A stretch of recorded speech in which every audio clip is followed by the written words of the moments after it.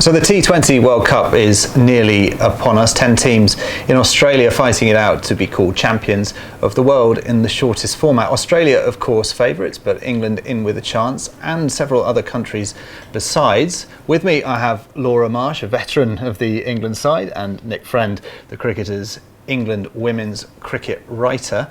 Guys, Laura, I'll start with you first. Can anyone stop Australia? Yeah, I think definitely. I think there's probably 6 teams who are in with a shout. I think of getting to the final, and obviously Australia are the favourites. And they carry that label because they've performed very well for a number of years, but they can certainly be stopped. Nick, what about you? Do you see any weakness in this Australian side? Well, England have won. their last 2 T20s against them. Once at Bristol in that sort of final dead rubber of the Ashes series, and then once at the Manuka Oval in Canberra, where England sort of play very well traditionally and historically. And certainly the second time round they were very good throughout. At Bristol, England you thought they sort of ended up with under par total, but defended it very well. Whereas in Canberra they played very well and with a better side for, you'd say, 80% of that game. But Australia, taking that game to a super over, having been sort of second best for so long, does show how much strength and depth there is, but also how much resilience. And I guess they've learned to win, haven't they? They've not learned to lose. They don't lose very often. So that fighting spirit, even to take it to that super over, shows what everyone else is up against. Laura, you have played against this Australian side and a number of their players on many occasions. So what is it about this current crop of Aussies that just makes them so good? I think they've got a huge amount of belief in themselves. And they've also got a very high skill level, and I think that's come about through Cricket Australia have built a very good structure, a domestic structure. They've got a very good tournament in the Women's Big Bash, which brings the best talent from around the world, and they sort of fight it out for 6 weeks or something like that.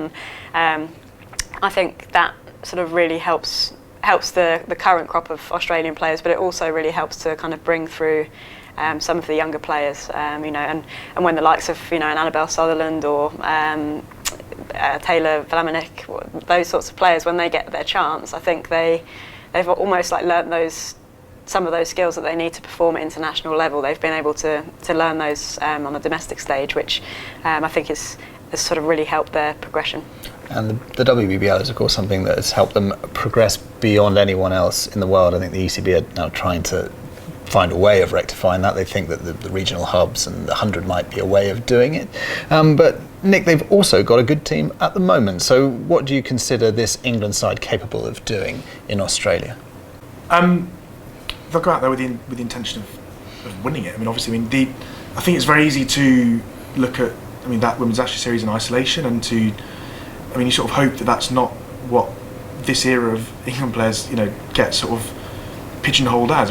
That came on the back of a very successful run. We're looking at 14, 15 wins in a row against, frankly, everyone else. So, India beating England in that first game in Canberra of that tri series was I think it was India's fourth ever win in T20 internationals over England. So it'd be remiss to talk about this England team as being behind, certainly anyone else. But as I say, they've also shown their ability to beat Australia. They'll go out there with the intention of winning, with the belief that they can win, and with a new coach who, frankly, knows more about this Australia team than anyone else that England could have appointed. So they play a huge amount of cricket in Australia anyway with the Big Bash. So I think home advantage is important, but England will look at it and say, I think 7 of their squad were out there for the Women's Big Bash only a couple of months ago. They know conditions. Amy Jones had a very good tournament. Danny Wyatt had a very good tournament. Heather Knight looks in the form of her life at the moment as well.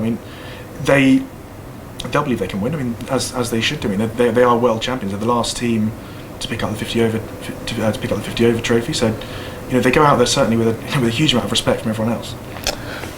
Laura, what can you tell us about Lisa Kitely, what she'll bring to the team and her way of working? Well, she's been a coach of the Scorchers team out in the Women's Big Bash for a number of years, so she's very experienced in Australian conditions.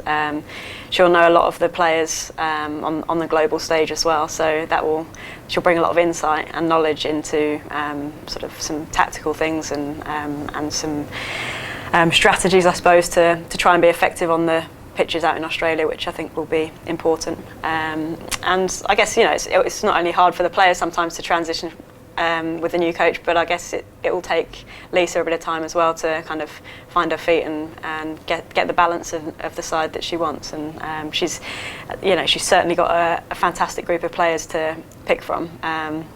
We've talked a lot about Australia, but the England side is full of world-class players as well. I think, obviously Danny White and Amy Jones, but someone like Nat Siver is, she can win a game on her own. Catherine Brunt is an X-Factor performer. She's been around for years, and she is capable of putting in performances when it matters. Anya Shrubsole, a great example of someone who, she always puts in a performance, and very often when the side needs it. So, there is a lot of talk about Australia, but I think with Lisa and with the squad of players that England have, I think they're in with a very good chance. Lisa Kiteley, in her first press conference, said that she wanted her players to play attacking cricket. We hear a lot about people saying attacking cricket. Coaches like to use the phrase attacking cricket. It's a good buzzword. What does it mean for Lisa Kiteley? I mean, what do we expect to see England do at this World Cup to say, that's Lisa Kiteley's attacking cricket? I'm not quite sure how it will look. I mean, obviously I know a lot of the girls and know how they work, and some sort of certainly believe that when the girls go out there and they believe in themselves and they sort of throw the first punch and they take that sort of first step forward, that they more often than not will end up on the right side. And I think it's when you're sort of playing out in those conditions and you're playing against some of the best opposition, sometimes it's a bit of a kind of, you're in that moment, and it's who's going to kind of take control of the situation and grab it with both hands. And I think sort of Lisa will encourage the players to do that, to try and really put pressure back on the opposition. Give us an idea of what it's like to be involved in one of these squads and being part of that family unit that's away from home for a long period of time, working towards quite a grand cause on behalf of your country. I mean, what does that feel like, and what are the emotions involved? It's amazing. It's it's a huge privilege to be involved in an England squad, and I guess a squad from any country, and it's a real sort of roller coaster of emotions, being sort of on a World Cup campaign. You'd have thought about it for weeks out, months out, probably before the tournament, and then you have your warm-up matches, and then you sort of plan for that first game. But in those tournaments, the games come around thick and fast, and unlike other series where you're just playing against one team and you can plan more, you're obviously playing against lots of different opposition, and so you have to be able to be quite sort of flexible and adaptable. That's from the inside perspective. Obviously, Nick and I view it from the outside perspective. Nick, what would be from an outside, what would be a fair expectation of this England side at this World Cup? I mean, it's a funny one, isn't it? Because I guess the nature of the way the women's game is growing, certainly here and probably more so in Australia, is that I guess the Ashes is still, what the majority of perhaps casual sports fans will look at and see as where this England team is at. I mean, so that's the outside, but if you sort of look at it from a, from a non-playing point of view, but still within cricket, a lot of England players had very good KSL seasons. Danny White was the top scorer by almost 100 runs. I mean, obviously had the night in the final, sort of dragged Western Storm over the line as well. So there are a lot of England players performing. I mean, we've got to look beyond that Ashes series, because it's gone. It was a month in essentially what is a 2-year cycle in this between T20 World Cup. So, I mean, I think from the outside you expect them to certainly get to the last 4 and probably get to the last 2, and then it becomes a toss-up on in a final. I mean, a huge occasion. I guess whatever happens, but if we do get the 100,000 at the MCG that have been certainly touted as being the aim of Cricket Australia, I mean, then it becomes an even bigger game. And England perhaps might look back 3 years and say, we've been at Lords in front of 25,000 on another massive occasion, and I guess they're used to that in a sense. I mean, having done that, I mean, the MCG is another scale, but they'll have the experience of having done it in front of the watching world, I guess. So people expect them to get to the last 4. I'm sure England will expect to get to the last 4 as well, and then from there you're 2 games away from winning World Cup, aren't you? So I guess that is where you leave it. What is it like to win a World Cup? It's amazing. It's I guess like I said before, it's a real sort of build up of emotion, and you start planning from way out, and it's obviously, for me, it's being able to achieve something with a group of players and staff where you know, you've all got the same goals and you're all kind of striving towards the same goal. And yeah, certainly the 2017 World Cup at Lords was it was just unbelievable, really, from lots of different perspectives. I guess you know, to win the tournament was what we set out to do from a cricket point of view, but then I guess to then play in front of a sold out Lords and to be able to have the impact that we did on lots of people watching, and lots of children and lots of young girls. And I think it kind of then, we didn't realise at the time, I suppose, the impact that it could maybe have had on sort of a wider level. And I guess that's where the women's game's at now anyway, going forwards. It's you know, it's obviously about, you know, the current World Cup and the results, but I think sort of on a broader level, it's making real strides forward to have an impact on a lot of people. I can see the smile in your face, obviously, but also in your voice, so to speak, when you start remembering the moments that obviously mean a great deal to you. I guess they must imprint on your mind. They don't go away, do you, when you experience something like that? No, definitely not. It's it's a crazy day, really, at Lords. And you know, I think you touched on the MCG, and you know, the potential to fill the MCG. Playing in front of 25,000 people was incredible. Slightly scary as well, actually.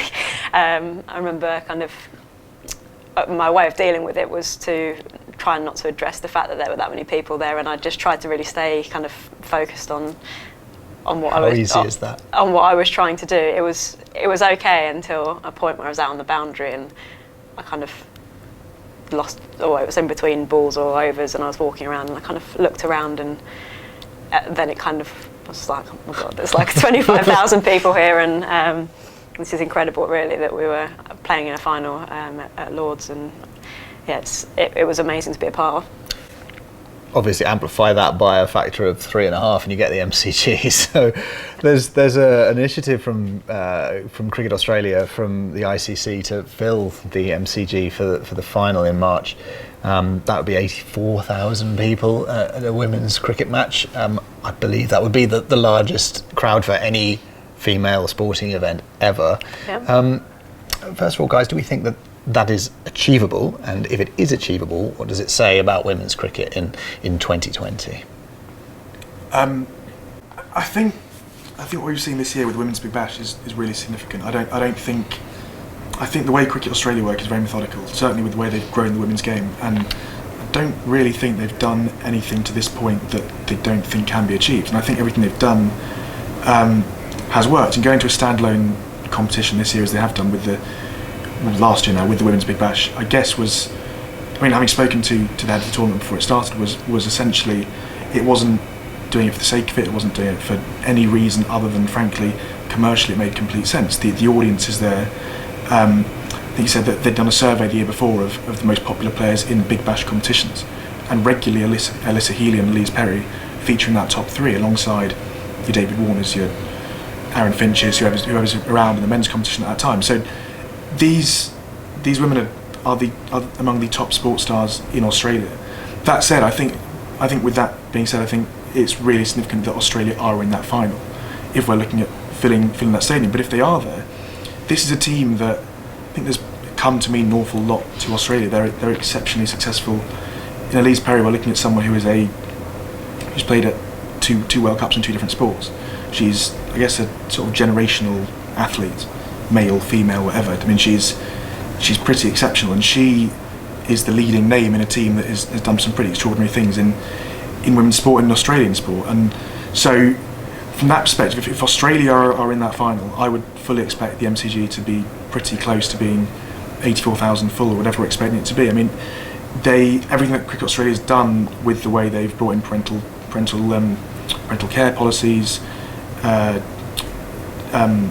increased pay rates. I think at this tournament as well, Australia will receive the equivalent winnings to what an Australian men's team would receive at a T20 World Cup.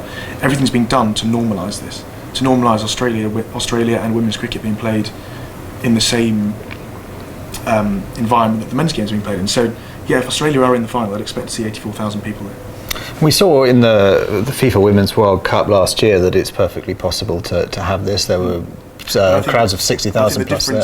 The difference is, and what sort of alluded to before with the external expectation on England, is that I think certainly here we're still pretty guilty of publicity ebbing and flowing depending on the big events. I think in Australia what they're trying to do with this team, and it makes complete sense to do it when you've got arguably the most successful side in the sport's history, is to take advantage of that on a regular basis. So, the pay rate throughout the year is the same. This isn't just, have some increased publicity here, have it there, World Cup here, we'll do it again in 2 years' time. This is the norm. So, whereas with the Women's World Cup in France, last year, certainly here in England, the WSL publicity, really beyond the dedicated women's football journalists, you don't really hear much about it, do you? I mean, broadcast wise, it's not fantastic. I mean, whereas with what they're trying to do with the women's game in Australia is make that the norm. So, I mean, yes, we saw it last year in Paris, but I think this is something that they're trying to make more regular, rather than a once every 4 years kind of thing. And Laura, it must be quite remarkable thinking back to when your career started and what the focus was for a tournament similar to this then and what it is now. The difference is extraordinary. Yeah, we probably didn't get 80 people to the ground, let alone 80,000. So the game has grown a huge amount. I think when I first started, it was, there wasn't this sort of same scrutiny and pressure, and I guess we played for a pure love of the game, and that weren't sort of rewarded particularly from a financial point of view, or certainly not enough to make a living from and to be a full-time professional cricketer.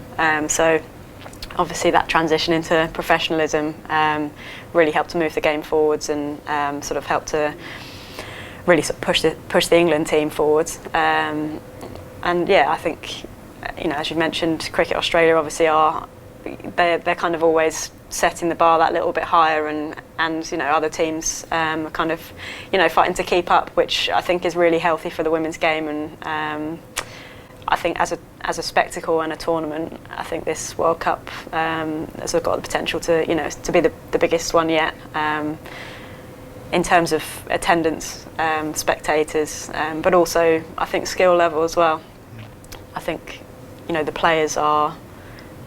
The game has moved forward in terms of the level that it's played at. From a batting point of view, more sixes are hit.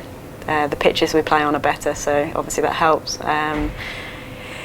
Bowlers are bowling quicker. The fielders are more athletic and pulling off sort of more remarkable pieces of fielding than they used to. So it's a really exciting time to be involved in the game, and I guess I feel lucky that I was able to kind of have a taste of the professional era, and it will be really exciting to kind of sit back and watch the game grow moving forwards.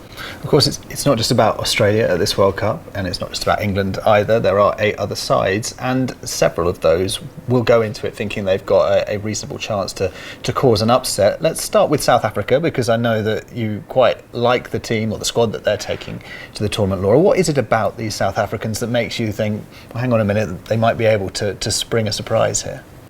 I think I like the way they play the game. They're real fighters. They're very competitive, a little bit feisty, which I think you need sort of to compete at an international level.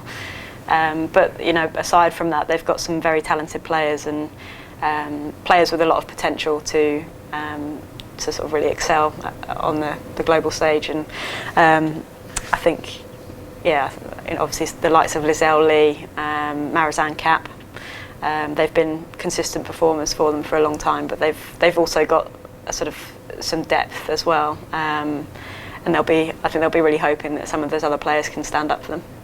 Nick, do you have an equivalent to Laura's South Africa, a side other than Australia and England that stands out to you as a genuine challenger, or are you in agreement that South Africa is that side? I really liked New Zealand, and I still do, but South Africa have shown obviously what they can do. I think Laura, going through those players, I mean, Chloe Tryon is another one, that South African team, who is a funny kind of cricketer because she had an interesting women's Big Bash, and she hits it hard, she hits it a long way, and she does a lot of damage at the back end of the innings. She's not someone who you see at the top of those sort of run boards and everything, because she doesn't bat in the top 3 and the top 4, but I think she batted she hit with a strike rate of something like 175 through the Women's Big Bash for the Hurricanes, and I guess if you can get that start with Lizelle Lee, with Marizanne Kapp in there as well, with Van Niekerk, I mean, there's a lot of talent in that South African team. If you can have someone like Tryon coming in at 6-7 for the final 5 overs, she can really sort of, she's one of few natural finishers, you'd say, in the women's game at the moment. I know England are trying something similar with Tammy Beaumont, probably doesn't play the same way as Tryon, but I think there's more, I think we might see more focus on those final few overs at this World Cup than perhaps we have done in the past, where you're sort of just working your way down the batting line-up and there's more depth at the top than there is at the bottom. I think now, as I say, certainly with Beaumont, we're seeing maybe a bit more focus on trying to maximise those latter overs as well. So are there any particular players outside of those top 2 or 3 sides who you're really interested in seeing as individuals who might not be the big stars of the tournament, but will still have an awful lot to say?